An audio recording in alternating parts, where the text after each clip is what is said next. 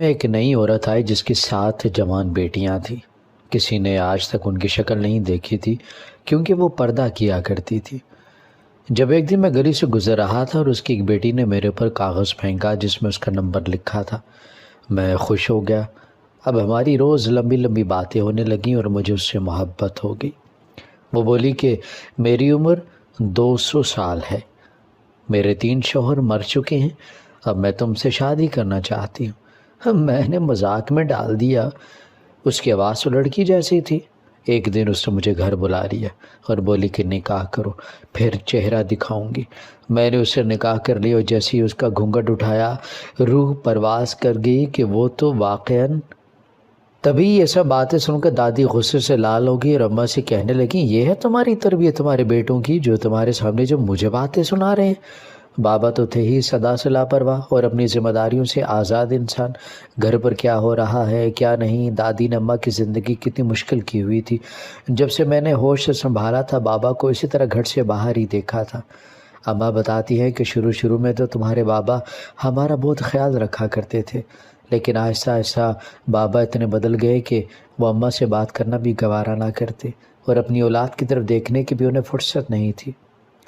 ایک دن بابا گھر آئے تو دادی ان کو دیکھتے ہی شروع ہو گئی کہ لو جی آ گیا دنیا کا نکمہ ترین انسان، اسے بھی اتنی فرصت نہیں کہ ماں کا حال احوال ہی پوچھ لے، جب دل چاہے وہیں اپنی آوارہ دوستوں کے ساتھ بیٹھا رہے۔ اسے اتنی بھی ہوش نہیں کہ اس کے بیٹے جوان ہو رہے ہیں، کل کو وہ بھی اس کے دیکھا دیکھی یہی کام کریں گے۔ دادی کی باتیں سن کر بابا نے کہا کہ بس کر دے ماں جی، آپ کی انہی جلی کٹی باتوں کی وجہ سے میں گھر نہیں آتا۔ اور آپ کیا کہہ رہی تھی کہ میں نکمہ انسان ہوں، تو مجھ نکمے کو اس طرح بنایا کس نے؟ آپ نے، آپ کی حرکتوں نے۔ آپ کیا کچھ کرتی رہی ہیں، کیا میں نہیں جانتا؟ اگر میں خاموش ہوں تو مجھے خاموش ہی رہنے دیں، اسی میں آپ کی عافیت ہے۔ ایک بات یاد رکھیے گا، اگر میں نے کسی سے کچھ کہہ دیا نا تو آپ کے پاس کچھ نہیں رہے گا۔ بابا نے کہا کہ آپ کے کرموں کی سزا ہے یہ۔ پھر بابا نے دادی سے کہا ایک بات اور، جب میں تھوڑی دیر کے لیے گھر آتا ہوں تو برداشت کر لیا کریں، آپ ہی کا بیٹا ہوں، یا مجھے گود لیا تھا جو ہر وقت کوستی رہتی ہیں۔ اس کے بعد بابا کمرے میں چلے گئے اور دادی منہ پر ہاتھ رکھے ایسے بیٹھی تھی جیسے کبھی کچھ بولی ہی نہ ہو۔ پتہ نہیں بابا کون سی بات جانتے تھے جس کے پتہ لگ جانے سے دادی کی جان جا سکتی تھی۔ اس دن دادی نے بابا کی باتوں کا غصہ بھی اماں پر نکالا اور کہا کہ پہلے تم نے میرے بیٹے کو میرے خلاف کر دیا اور اب میرے پوتے مجھ سے سیدھی منہ بات بھی نہیں کرتے۔ اماں ہمیشہ کی طرح خاموش تھی۔ اماں شہر میں پڑے تخت پر بیٹھ کر سبزی بنا رہی تھیں اور دادی اپنی دھن میں تانے تشنے دے رہی تھی۔ کبھی میں سوچتا کہ دادی کا اماں کے ساتھ رویہ فطری ہے، کیونکہ ساس بہو کبھی کبھی بنتی دیکھی نہیں ہوئی ہے ہم نے، اسی لیے دادی ساس کے روپ میں سزا بن کر اماں کے سر پر مسلط تھی۔ اماں کی اعلیٰ ظرفی تھی جو اتنی تذلیل کے باوجود بھی دادی کی خدمت کرتی، لیکن دادی اتنی پتھر دل، ان کو ذرا رحم نہیں آیا کرتا اماں پر۔ دادی یہ بھی نہ سوچتی کہ میں اتنا کڑوا بولتی ہوں، لیکن وہ اتنی صابر کے چپ چاپ باتیں سن لیتی ہے اور ایک لفظ بھی نہیں نکالتی منہ سے۔ پتہ نہیں اماں کیسے اتنی کڑوی باتیں برداشت کرتی تھی۔ اگر اماں کی جگہ پر میں ہوتا تو میں کب کا دادی کو کہیں چھوڑ آیا ہوتا۔ مجھ سے ایسے انا پرست اور خود پسند لوگ دیکھے نہیں جاتے۔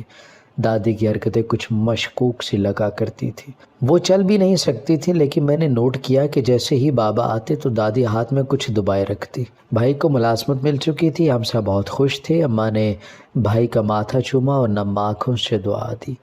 میں نے کہا کہ اماں خوشی کے موقع پر آپ رو رہی ہیں۔ اماں ہنسنے لگی اور ہم دونوں کو گلے سے لگا لیا۔ اماں نے کہا کہ تم دونوں میری کل کائنات ہو، اللہ تعالیٰ نے تم دونوں کو ہمیشہ خوش و آباد رکھے۔ بھائی کی نوکری کی خوشی میں بھائی دادی کے پاس گئے اور مٹھائی کا ڈبہ ان کے سامنے رکھ دیا۔ دادی نے بھائی کی طرف ایسے دیکھا جیسے بھائی نے ان کی شان میں گستاخی کرتی ہو۔ دادی نے کہا کہ کس خوشی میں لائے ہو مٹھائی؟ بھائی نے کہا کہ مجھے نوکری مل گئی ہے۔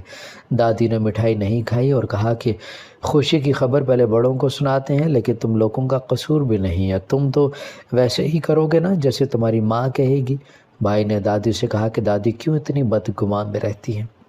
اماں نے کبھی ہمیں ایسی اخلاق سے گری ہوئی بات نہیں کی، اور نہ ہی میری ماں ایسی عورت ہے جو رشتوں میں نفرتیں پھیلائے۔ اور رہی بات پہلے آپ کو نہ بتانے کی، تو اس کی وجہ یہ ہے کہ میرے لیے سب سے اہم اور ضروری میری ماں ہے، اور اس دنیا میں مجھ پر سب سے زیادہ حق میری ماں کا ہے۔ پھر بھائی نے دادی کی طرف دیکھتے ہوئے کہا کہ جب بابا ہماری عمر کے تھے تو کیا آپ ان سے یہ نہیں کہتی ہوں گی کہ تم پر سب سے زیادہ حق میرا ہے؟ تو پھر دادی ہماری باری آپ کیوں یہ سب بھول سکتی ہیں؟ آپ کا تو گلہ کرنا بنتا ہی نہیں ہے۔ خیر، لگتا ہے آپ کو میری نوکری کی کچھ خاص خوشی نہیں ہوئی تھی، تبھی ایسی باتیں کر رہی ہیں۔ دادی حسب عادت غصے میں آ چکی تھیں، کیونکہ بھائی کہہ تو سچ رہے تھے، لیکن اس سچ کو دادی ہضم نہیں کر پا رہی تھی۔ اس لیے غصے میں بابا کو کوسنے لگی اور کہنے لگیں کہ یہ سب تمہارے باپ کی وجہ سے ہو رہا ہے۔ ایک تمہارا باپ ہے جسے ماں کی ذرا بھی پرواہ نہیں ہے، اور یہ اس کی اولاد ہے جو ماں کی شان میں بو رہا ہے۔ دادی نے اپنا پرانا ہتھیار پھر سے استعمال کیا اور رونے لگی۔ جب بھی دادی کو لگتا ہے کہ بات ان پر آ رہی ہے تو دادی بیچ کا رستہ اختیار کرتی، یعنی رونے دھونے کا ناٹک کرنے لگتی تاکہ بات کرنے والا ان کے آنسو دیکھ کر ان کی طرف ہو جائے۔ لیکن ہم تو اس ناٹک کو شروع سے دیکھ رہے تھے، ہم کیسے بھول سکتے ہیں؟ مجھے یاد ہے کہ جب میں کوئی 8 یا 10 سال کا تھا تو بابا ہمارے لیے کچھ لے کر آئے تھے، اور وہ سیدھے کمرے میں چیزیں رکھ کر دادی کے پاس بیٹھ گئے تو دادی نے رونا شروع کر دیا۔ بابا نے کہا کہ ماں جی کیا ہوا؟ آپ کی طبیعت تو ٹھیک ہے نا؟ دادی نے کہا کہ تمہیں اس سے کیا، تم جا کر اپنی بیوی بچوں کو دیکھو، ان کی ضروریات کو پورا کرو۔ ماں کا کیا ہے، ماں تو ایسے مر جائے گی، پھر تمہیں احساس ہوگا ماں کی قدر کا۔ بابا نے دادی سے کہا کہ آخر ہوا کیا ہے جو آپ ایسے کہہ رہی ہیں؟ دادی نے کہا کہ تم جو بھی لائے تھے پہلے میرے پاس لاتے، مجھے دکھاتے، پھر اندر لے کر جاتے۔ بابا نے کہا کہ ماں جی قسم سے میں نے سوچا آپ سو چکی ہیں۔ بابا دادی کے لیے سوٹ اور شال لے کر آئے تھے، لیکن دادی نے وہ اٹھا کر نیچے پھینک دی اور کہا کہ اٹھاؤ یہ اور چلے جاؤ میرے سامنے سے۔ بابا نے دادی سے کہا کہ ماں جی اگر کوئی اور بات ہے تو وہ بھی کہہ دے، میں غصہ نہیں کروں گا، آپ میری ماں ہیں اور میں دل سے آپ کی عزت کرتا ہوں۔ دادی رونے لگی اور کہا کہ جانتی ہو کتنی عزت ہے؟ بابا نے سر پکڑ لیا اور کہا کہ ماں جی بس کر دے، کس بات کا بدلہ لے رہی ہیں مجھ سے؟ یہ نہیں کہ بیٹا تھکا ہارا آیا ہے میرے پاس بیٹھا ہے اس سے اس کا حال احوال پوچھوں، آپ تو الٹا مجھے ہی سنائی جا رہی ہیں۔ کہا بھی ہے میں نے نہیں دیکھا کہ آپ کو بیٹھے ہوئے، اس لیے سیدھا سامان اندر رکھ کر آپ کے پاس آ گیا، لیکن آپ ہے کہ بات کسی طرف لگنے ہی نہیں دے رہی۔ بابا کمرے میں چلے گئے، میں چھپ کر سب باتیں سن رہا تھا۔ بابا کے جاتے ہی دادی نے آنکھیں ایسے صاف کی جیسے کہہ رہی ہوں اچھا بچو، تجھے تو میں ایسے سبق سکھاؤں گی کہ زندگی بھر یاد رکھے گا۔ دادی رونے کی ایکٹنگ کر رہی تھی۔ بابا کے جاتے ہی دادی کی آنکھوں سے آنسو نکلنا بند ہو گئے۔ میں جو اتنی دیر سے دادی کے سامنے والی الماری کے پردے کے پیچھے چھپا ان کو دیکھ رہا تھا، آہستہ آہستہ رومال گلے میں ڈالے باہر جانے کے لیے نکلنے لگا۔ دادی کسی گہری سوچ میں تھی، اس لیے انہیں میری آہٹ محسوس نہیں ہوئی۔ دادی کے کمرے میں اپنا رومال لینے گیا جو دادی نے مجھ سے لیا تھا، اور یہ کہہ کر لڑکیوں والا ہے، اور رومال اٹھاتے وقت میں نے ایک ایسی چیز دیکھی جسے دیکھ کر میں ایک پل کو ڈر گیا تھا۔ سینے پر ہاتھ رکھ کر اس چیز کو پکڑ کر دوبارہ دیکھا تو وہ عجیب قسم کا پتلا تھا جس پر کچھ سوئیاں اور کالا دھاگا لپیٹا ہوا تھا۔ میں نے اسے وہیں پھینک دیا۔ جانے دادی اس کا کیا کرتی یا شاید دادی اس سے باتیں کرتی ہوں، میں اندر ہی ہنسنے لگا۔ اس دن سے دادی کے لیے میرے دل میں جگہ بہت تھوڑی رہ گئی تھی، اور وہ بھی اس دن ختم ہو گئی جب ایک دن دادی کو زکام تھا اور ماں دادی کے لیے یخنی بنا کر لے کر گئی تھی۔ دادی نے یخنی کا پیالہ ہاتھ میں لیا اور یخنی پینے لگیں، اور اچانک منہ ایسے بنایا جیسے کوئی کڑوی دوا یخنی میں ملائی ہو۔ دادی کے ماتھے پر بل پڑ گئے۔ اماں وہیں کھڑی دادی سے پوچھ رہی تھی ماں جی کچھ اور چاہیے آپ کو؟ اور تبھی دادی نے یخنی کا پیالہ اماں کے اوپر پھینک دیا۔ اماں ایک دم سے پیچھے ہٹی تھی۔ اگر اماں پیچھے نہ ہٹتی تو گرم یخنی سے اماں کا چہرہ خراب ہو سکتا تھا۔ مجھے اس وقت بہت غصہ آیا تھا اور جی چاہتا تھا کہ جو دادی نے کیا ہے وہی ان کے ساتھ کروں، لیکن میں اماں کی وجہ سے رک گیا۔ تب سے مجھے دادی اچھی نہیں لگتی تھی، اور پتہ نہیں دادی ایسی کیوں ہیں۔ جب میں اپنے دوستوں کو دیکھتا ہوں ان کے دادا دادی اتنے اچھے اور پیار کرنے والے تھے، اور ہماری دادی پتہ نہیں کس گناہ کی سزا تھی۔ انسان اپنی زبان سے اپنے اخلاق سے دوسروں کے دل میں جگہ بناتا ہے، لیکن دادی کی زبان اتنی کڑوی تھی کہ ان کے پاس 1 منٹ رکنا محال ہو جاتا۔ ایک دن میں کچھ دوستوں کے ساتھ کہیں گھومنے نکلا تھا اور مجھے دیر ہو گئی۔ جب گھر لوٹ کے آیا تو آتے ہی دادی نے گلاس لے لیا۔ میں چپ کھڑا شریف لڑکوں کی طرح ہاتھ باندھے کہ الٹی کی سیدھی باتیں سنتا رہا۔ دادی نے کہا کہ کب تک یہ باپ کی طرح آوارہ گردی کرتے رہو گے؟ باپ کو سمجھانے کے بجائے خود بھی اسی کی راہ سے بچل پڑے ہو۔ میں نے کہا کہ دادی کرکٹ میچ تھا، دوستوں کے ساتھ اس لیے دیر ہو گئی۔ دادی نے کہا کہ چپ کر کے کھڑے رہو، جب میں بولتی ہوں تو تم صرف سنا کرو۔ میں منہ میں بڑبڑا کر ہاں جی بالکل، باقی تو سب گونگے ہیں۔ ایک آپ ہی ہیں جو صاحب زبان ہیں۔ دادی نے کہا کیا بولا، ذرا اونچا بولو۔ میں نے کہا کہ دادی بلا میری کیا مجال جو کچھ اونچا بول سکوں، آپ ہی ہماری کرتا دھرتا ہیں، آپ کے ہوتے ہوئے میرا جیسا بچہ کہاں کچھ کر سکتا ہے۔ دادی کو میری شرارت والی بات اچھی نہیں لگی تھی۔ اماں کو آواز دینے لگیں کہ اپنے اس آوارہ بیٹے کو دیکھو جس کی زبان اتنی چلتی ہے کہ مجھ جیسی بوڑھی عورت سے برداشت نہیں ہو رہی۔ میں نے دادی کی طرف دیکھا اور کہا کہ دادی آپ اپنے اور میرے بیچ اماں کو کیوں لا رہی ہیں۔ دادی نے مجھے کان سے پکڑ لیا اور اتنے زور سے میرا کان کھینچا کہ درد سے میری آنکھوں میں پانی آ گیا۔ دوسرے ہاتھ سے میری گردن پر کچھ لگا رہی تھی، لیکن کان کی تکلیف کی وجہ سے دادی کا ہاتھ پکڑ نہیں سکا۔ وہ تو شکر ہوا کہ بھائی وقت پر آ گیا۔ انہوں نے دادی سے مجھے چھڑوا لیا اور کہا کہ دادی کیا ہو گیا ہے، آپ یہ کیوں بچوں کو ایسا کر رہی ہیں، کچھ تو خیال کریں اپنی عمر کا۔ دادی نے بھائی کو حقارت سے دیکھا اور کہا کہ دفع ہو جاؤ تم دونوں میری نظروں کے سامنے۔ تبھی اماں بھی آگی۔ دادی کی نفرت بھری نظریں اماں کی طرف ہوگی۔ اماں نے کہا کہ ماں جی آپ نے آواز دی تھی مجھے۔ دادی نے کہا کہ کتنی دیر سے تمہیں بلا رہی ہوں، کس کے خیالوں میں گم تھی جو میری آواز تمہارے کانوں تک نہیں پہنچی۔ دادی نے کہا کہ کتنی دیر سے تمہیں بلا رہی ہوں، کس کے خیالوں میں گم تھی جو میری آواز تمہارے کانوں تک نہیں پہنچ سکی۔ اور بھائی کو بہت غصہ آیا دادی کی اس گھٹیا بات پر۔ بھائی نے دادی سے کہا کہ دادی کبھی تو کچھ بولنے سے پہلے دیکھ لیا کریں، آپ کیا کہہ رہی ہیں، آپ کو زیب نہیں دیتا کہ آپ اس قسم کی گھٹیا زبان ہماری ماں کے لیے استعمال کریں۔ دادی کا بس نہیں چاہ رہا تھا کہ اٹھے اور اٹھ کر ہمیں جان سے مار دے۔ اماں نے بھائی کو خاموش رہنے کا کہا اور دادی سے کہنے لگیں کہ ماں جی میں کچن میں تھی، مسالہ پیس رہی تھی، اس لیے مشین کی آواز سے باہر کی آواز سنائی نہیں دی، لیکن مجھے لگا کہ جیسے آواز دی آپ نے، اس لیے پوچھنے آگے۔ دادی نے کہا کہ بس میں سب جانتی ہوں تمہاری چالاکی ہے۔ میں کان پکڑ کر بیٹھا تھا، کان میں درد شروع ہو گیا۔ دادی نے بہت بے رحمی سے میرا کان کھینچا تھا۔ بھائی نے مجھے ایسے دیکھ کر میرے کان میں ڈراپ ڈالے اور کہا کہ عثمان ایسے کام کیوں کرتے ہو جن کی ایسی سزا ملتی ہے تمہیں، اور تم جانتے ہو دادی ایک دفعہ شروع ہو جائیں تو ہمیشہ کی طرح ان کی ہر بات اماں کی انسلٹ پر آ کر رکتی ہے، پھر بھی تم باز نہیں آتے تھے۔ میں نے کہا کہ بھائی میں تو سیدھا اپنے کمرے کی طرف جا رہا تھا، میں نے دیکھا ہی نہیں دادی سامنے بیٹھی تھی، بس اسی وقت شروع ہو گئی۔ پتہ نہیں دادی کس بات کا ہم سب سے بدلہ لے رہی ہیں۔ تلوار کے لگے گھاؤ تو پھر بھی بھر جایا کرتے ہیں، لیکن زبان سے کیے ہوئے وار سے جو دل پر زخم لگتے ہیں وہ کبھی نہیں بھرا کرتے۔ محلے میں ایک نئی عورت آئی جس کے ساتھ جوان بیٹیاں تھیں۔ کسی نے آج تک ان کی شکل نہیں دیکھی تھی کیونکہ وہ پردہ کیا کرتی تھیں۔ جب ایک دن میں گلی سے گزر رہا تھا اور اس کی ایک بیٹی نے میرے اوپر کاغذ پھینکا جس کے اوپر نمبر لکھا تھا، میں خوش ہو گیا۔ اب روز لمبی لمبی باتیں ہونے لگیں اور مجھے اس سے محبت ہوگی۔ وہ بولی کہ میری عمر 200 سال ہے، میرے 3 شوہر مر چکے ہیں، اب میں تم سے شادی کرنا چاہتی ہوں۔ میں نے مذاق میں ڈال دیا کہ اس کی آواز تو لڑکی جیسی تھی۔ ایک دن اس نے مجھے گھر ملنے بلایا اور بولی کہ نکاح کرو پھر چہرہ دکھاؤں گی۔ میں نے اسے نکاح کر لیا اور جیسے اس کا گھونگھٹ اٹھایا روح لرز گئی۔ وہ تو واقعی کوئی اور ہی بری مخلوق تھی جو انسان تھی بھی اور انسان لگتی بھی نہیں تھی۔ جسے دیکھتے ہی میں بے ہوش ہو گیا اور جب ہوش آیا تو وہاں کوئی بھی نہیں تھا۔ میں کمرے سے نکل کے ادھر ادھر دیکھتا رہا لیکن وہاں کوئی بھی نہیں تھا، اور نہ وہ عورت نہ اس کی کوئی بیٹی۔ میں حیران تھا کہ یوں اچانک سب کہاں چلی گئی۔ اسی طرح سوچتا ہوا گھر آ گیا۔ ماں نے مجھے دیکھ کر کہا کہ کیا ہوا، تم کن چکروں میں ہو آج کل، اور یہ تمہارے چہرے کی ہوائیاں کیوں اڑی ہوئی ہیں؟ میں نے کہا کہ اماں کچھ نہیں، بس سر میں درد ہے۔ پھر میں نے کہا کہ اماں آپ سے ایک بات پوچھوں؟ اماں نے کہا کہ ہاں بولو کیا بات ہے؟ میں نے کہا کہ وہ جو ہم سے کچھ فاصلے پر ایک گھر ہے جس میں ایک عورت اور اس کی بیٹیاں رہا کرتی ہیں، جو نئے آئے تھے محلے میں۔ اماں نے حیران ہو کر مجھے دیکھا اور کہا کہ اس گھر میں تو کوئی بھی نہیں رہتا اور نہ کوئی ماں بیٹیاں وہاں آئی ہیں۔